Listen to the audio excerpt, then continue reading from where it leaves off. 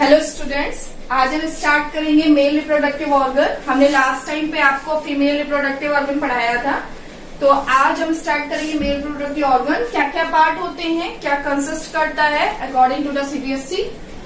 सबसे पहला male reproductive organ जो होता है, इसका development after the puberty start हो जाता है। मैंने आपको प्यूबर्टी बताया था। प्यूबर्टी यानी 11 से 15 के बीच में मेल्स में, बॉयज में प्यूबर्टी आती है। उसके बीच में मेल रिप्रोडक्टिव ऑर्गन जो होता है वो आपका स्टार्ट हो जाता है। ठीक है, सो मेल रिप्रोडक्टिव ऑर्गन में सबसे मेन चीज हो गया कंसिस्टिंग पार्ट जो होते हैं, कंसिस्टिंग पार्ट्स। सो मेल रिप्रोडक्टिव ऑर्गन के कंसिस्टिंग पार्ट्स कौन कौन से होते हैं? सबसे पहला जो होता है वो आपका होता है मेल रिप्रोडक्टिव ऑर्गन में, जिसका नाम है टेस्टिस। ठीक है, टेस्टिस जो होता है हम सिंगुलर को कहते हैं टेस्टिस, और जब हम टेस्टीज की बात करें, टेस्टीज, तो इसको हम कहते हैं प्लूरल में। ठीक है, क्योंकि एक पेयर ऑफ टेस्टिस पाया जाता है। सेकंड जो हो गया वो हमारा होता है, टेस्टीज के बाद आता है एसेसरी डक्ट्स। एसेसरी डक्ट्स, ठीक है, जो स्पर्म को ले जाने का काम करती है आफ्टर द प्रोडक्शन। नेक्स्ट जो हमारा आएगा वो होगा एसेसरी ग्लैंड्स। एसेसरी ग्लैंड्स, ठीक है, सो एसेसरी ग्लैंड्स होती हैं। एंड द लास्ट जिसको हम बोलेंगे वो होगा यूरेथ्रा। ठीक है, ये हमारा 4 पार्ट आ गया। फिफ्थ आप पेनिस में लिख दीजिए, पेनिस। ठीक, सो ये कंसिस्टिंग पार्ट्स जो हो गए वो मेल रिप्रोडक्टिव ऑर्गन के हो गए। सबसे पहला हो गया टेस्टिस, सेकेंड वन जो हो गया वो accessory ducts, and the next हो गया एसेसरी ग्लैंड्स, उसके बाद है यूरेथ्रा, उसके बाद है पेनिस। ठीक है, अगर हम मेल रिप्रोडक्टिव ऑर्गन की बात करें तो टेस्टिस जो होता है वो कहाँ प्रेजेंट होता है? हमारा एब्डोमिनल कैविटी में। एब्डोमिनल कैविटी, एब्डोमिनल कैविटी में टेस्टिस प्रेजेंट होता है, इसकी लोकेशन होती है।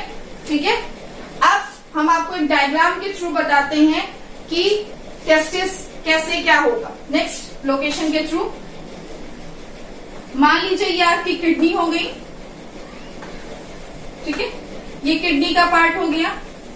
किडनी से ये जो ट्यूब्स खुलती हैं, ये खुलती हैं ट्रायंगुलर शेप में, जिसको कहते हैं यूरिनरी ब्लैडर। ठीक, और इन्हीं यूरिनरी ब्लैडर से 2 डक्ट्स और निकली होती हैं जो ऊपर जाके ज्वाइंट होती हैं। जो 2 डक्ट्स आती हैं ये आती हैं आपकी टेस्टिस। ठीक है, अब स्टार्ट करेंगे ये। सो सबसे फर्स्ट पार्ट जो ये हो गया, जिसको हम बोलते हैं किडनी। ये हमारी किडनी हो गई, किडनी। किडनी, ठीक है, किडनी से जो यूरिन लेके जाती हैं इन्हें बोलते हैं यूरेटर्स। ये क्या है? यूरेटर्स। सो ये हो गया यूरेटर्स। नेक्स्ट, यूरेटर्स यूरिन को लेके जा रही है। यूरिन जहां स्टोर होगा उसको कहते हैं यूरिनरी ब्लैडर। ये हमारा यूरिनरी ब्लैडर हो गया ट्रायंगुलर शेप का। So this is urinary bladder. Urinary bladder, clear? ये यूरिनरी ब्लैडर हो गया। उसके बाद यूरिनरी ब्लैडर से ये निकल रही है एसेसरी डक्ट्स, जिसका हमने अभी नाम लिया था। ये है आपकी एसेसरी डक्ट्स। सो ये है एसेसरी डक्ट्स। ठीक है, ये होती है वॉस डिफरेंस। वॉस डिफरेंस, वॉसा डिफरेंसिया भी कहते हैं। ठीक, और इन किडनी में के जो बीच का पार्ट होता है, यहां से अराइज होता है आपका यूरेथ्रा पार्ट। सो ये होता है यूरेथ्रा पार्ट। ठीक है, हम इसको थोड़ा सा और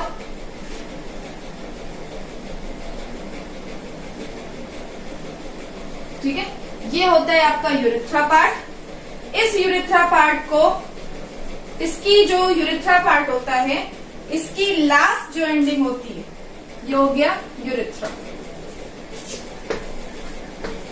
यूरेथ्रा, ठीक। और ये सबसे जो एक्सटर्नल जेनिटलिया होता है इसको बोलते हैं penis. This is external genitalia, external genitalia.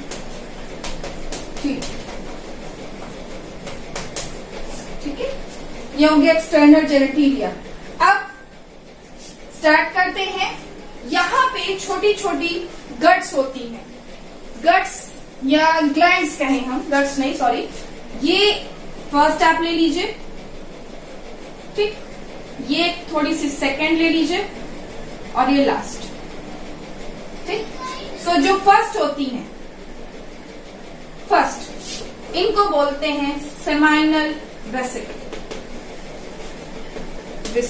Seminal vesicle. Okay, उसके बाद ये जो स्ट्रक्चर आएगा, जो येलो हम कलर दे रहे हैं, ये जो येलो आएंगी, ठीक है, येलो, ये येलो वाली कहलाती है आपकी प्रोस्टेट ग्लैंड, प्रोस्टेट ग्लैंड। ठीक है, और लास्ट जो आपकी ग्रीन कलर की आएंगी, छोटी छोटी बल्ब शेप की, ग्रीन कलर की आएंगी बल्ब शेप की, इसको कहेंगे bulbo urethral gland, bulbo urethral gland. ठीक है, सो ये हो गई टोटल आपकी एसेसरी ग्लैंड्स, ये हो गई आपकी एसेसरी ग्लैंड्स। सो एसेसरी ग्लैंड्स हो गई, एसेसरी डक्ट्स हो गई। ये आपका डायग्राम हो गया टेस्टिस का। आप इसको अच्छे से समझ लीजिए। किडनी से ट्यूब्स निकली, यूरेटस जो होंगी वो ओपन होंगे यूरिनरी ब्लैडर में। यूरिनरी ब्लैडर से जो डक्ट्स निकलेंगे उन्हें एसेसरी डक्ट्स करेंगे, और एसेसरी डक्ट्स से दो पेयर ऑफ टेस्टिस होते हैं। ठीक है, ये टेस्टिस फॉर्मेशन करते हैं स्पर्म का, स्पर्म फॉर्म करके ये डक्ट्स के थ्रू जाता है यूरिनरी ब्लैडर में, और यूरेथ्रा जो होता है, ये यूरेथ्रा के थ्रू स्पर्म रिलीज होते हैं। तो यूरेथ्रा दोनों पैसेज काम करता है, यूरिन का भी रिलीजमेंट करता है और स्पर्म का भी। So urethra both passage of urine and sperm also.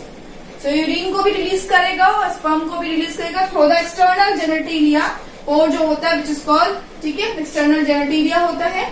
और ये इरेक्टाइल पोर्शन होता है जो पेनिस होता है, ये इरेक्टाइल मस्कुलर बॉडी होती है। ये हो गया स्पर्म।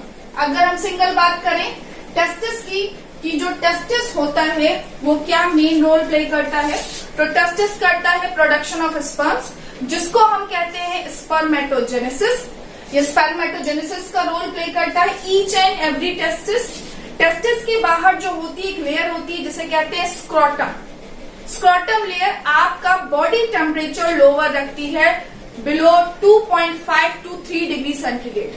ठीक है, जिसकी वजह से स्पर्म जो होते हैं वो डिस्ट्रॉय नहीं होते हैं, क्योंकि अगर बहुत ज्यादा टेम्परेचर होगा तो हीट की वजह से स्पर्म जो होते हैं वो डीजेनरेट हो जाते हैं। तो आपका जितना भी टेम्परेचर होता है उस टेम्परेचर से 2 से लेके 2.5 से लेके 3 डिग्री सेंटीग्रेड तक टेस्टिस का टेम्परेचर बिलो रहता है, ताकि स्पर्म फॉर्मेशन इजीली हो, स्पर्म का प्रोडक्शन हो और वो ट्यूब्स के थ्रू यूरेथ्रा पार्ट से बाहर निकले। ठीक है, सो एक स्पर्म जो होता है ड्यूरिंग ऑपुलेशन के टाइम वो रिलीज होता है, उसका 2 डेज का लाइफ पीरियड होता है। वो 2 डेज तक जो होता है फर्टिलाइज कर सकता है, मैंने आपको पहले भी बताया था स्पर्म। और स्पर्म प्रोडक्शन के बाद फर्टिलाइजेशन होता है। स्पर्म अगर एक्से फ्यूज हो गया, जो भी फर्टिलाइजेशन होगा वो फैलोपियन ट्यूब में होगा, तो फ्यूज होने के बाद वो फर्टिलाइजेशन फैलोपियन ट्यूब में होता है। उसके बाद ट्यूब में फर्टिलाइजेशन होने के बाद सेल डिवीजन होता है। सेल डिवीजन होने के बाद इम्प्लांटेशन होता है यूट्रस की लाइनिंग पे, और इम्प्लांटेशन के बाद एम्ब्रियो डेवलपमेंट होता है, और एम्ब्रियो डेवलप होने के बाद जब 9 मंथ्स कवर हो जाते हैं तो उसके बाद बेबी की डिलीवरी होती है through the muscle contraction in uterus. Clear? So ये पूरा टेस्टिस का डायग्राम है। अब हम आपको एक सिंगल टेस्टिस बता देते हैं कि एक सिंगल टेस्टिस जो होता है वो क्या होता है। बहुत ही सिंपली बताएंगे आपको सिंगल टेस्टिस का डायग्राम।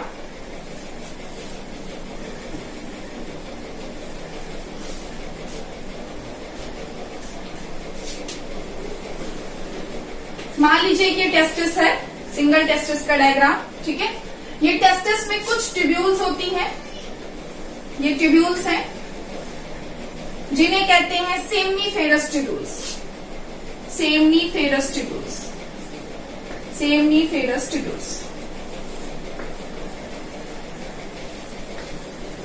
ठीक है, ये सेमनीफेरस ट्यूब्यूल 4 to 5 होती हैं। इनका नाम हो गया, मैं इधर लिख देती हूँ, सेमनीफेरस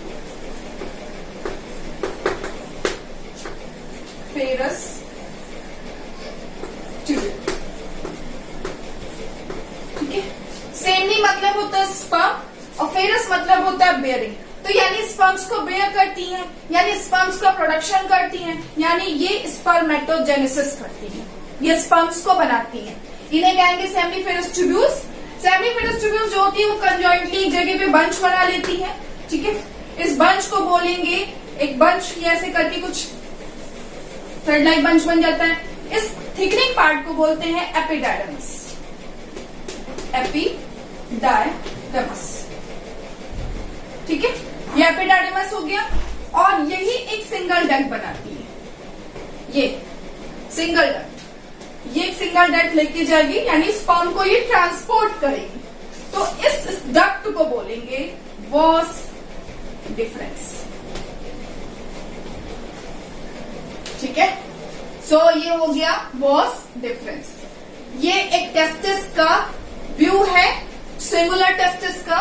सेमनीफेरस ट्यूब्यूल्स होती हैं, स्पर्म्स बनते हैं, स्पर्म्स जो है वो ट्रांसपोर्ट होते हैं with a duct which is known as vas deferens. ये डक्ट आके खुलती है यूरिनरी ब्लैडर में। यूरिनरी ब्लैडर जो होता है ओपन होता है यूरेथ्रा में, और यूरेथ्रा के थ्रू जो होता है वो स्पर्म रिलीज हो जाती है। ठीक, अब क्या होता है इसमें, टेस्टिस से जो मेन हार्मोन रिलीज होता है वो होता है टेस्टोस्टेरोन, जो स्पर्म प्रोडक्शन में हेल्प करता है।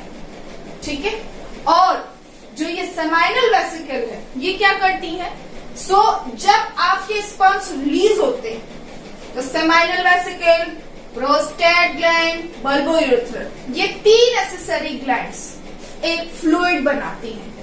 ये 3 एसेसरी ग्लैंड एक फ्लूइड बनाती हैं जिसको बोलते हैं सीमेन, SEMEN। ठीक है, सो ये 3 एसेसरी ग्लैंड मिलके एक फ्लूइड बनाती हैं जिसका नाम है सीमेन। और ये लुब्रिकेंट फ्लूइड जो होता है सीमेन, इसमें स्पर्म्स होते हैं। ये लुब्रिकेंट फ्लूइड ताकि इसीलिए होता है ताकि स्पर्म्स इजीली मूव हो सके, इजीली ट्रांसपोर्ट हो सके। सो ये सीमेन बनाती है और ये सीमेन आपका जो है यूरेथ्रा के थ्रू पास आउट होता है, इसमें स्पर्म्स होते हैं। ठीक है, तो इन ग्लैंड्स का मेजर रोल है एक फ्लूइड बनाना, लुब्रिकेंट फ्लूइड जिसको सीमेन कहते हैं, उसमें स्पर्म्स होते हैं।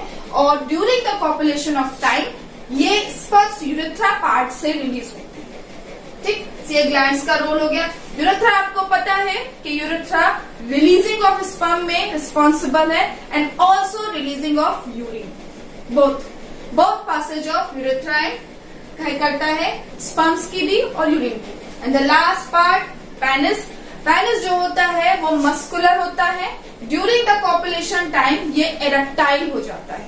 ठीक है, और ये एक्सटर्नल जेनेटेलिया, इसकी आउटर पे एक पोर होता है जिसको कहते हैं एक्सटर्नल जेनेटेलिया, जहां से ये स्पर्म्स रिलीज होते हैं। क्लियर बात? सो ये पूरा टेस्टिस का डायग्राम हो गया।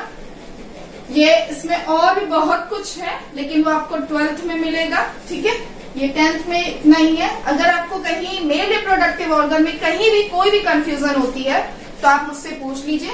उसके बाद जब ये खत्म हो जाएगा मेल और फीमेल, अभी रिप्रोडक्टिव हेल्थ है, रिप्रोडक्टिव हेल्थ टॉपिक खत्म करने के बाद मैं सिर्फ इस चैप्टर पे बेस्ड कुछ क्वेश्चंस कराऊंगी।